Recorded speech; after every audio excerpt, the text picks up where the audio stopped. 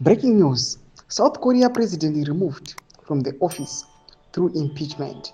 Sanabena mashoko anobuda achitaura mashoko atona kuti anonakidza mugare wese munyika yeZimbabwe. Ekunzwa kunzi ava president weSouth Korea obviswa pachigaro through impeachment. Todi bo subscribe or like or turn the bell icon. Patono kuti this situation or the same situation inoitika muno munyika yeZimbabwe tikuona kuti aiwa Bomushogeza ari kurabvisa mutungamiri wenyika masodamzo munaka wa through impeachment munomubudani kwaMuchinzi. In a historic decision, South Korea's Constitutional Court has unanimously voted to remove President Yoon Suk-yeol from office following his controversial declaration of martial law late last year.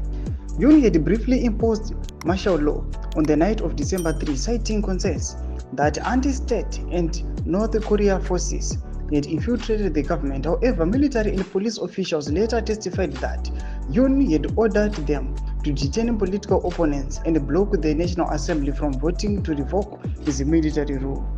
The National Assembly voted to impeach Yoon on December 14, but the Constitutional Court's ruling was required to officially remove him from office.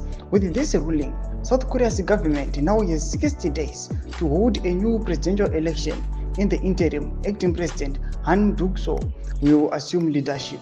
Ndo mashoko atona kuti awa nawe impeachment vanhu vanoisaiza zvemunyika yeZimbabwe, but panapa tinoona kuti nyika yeZimbabwe the situation is very tense.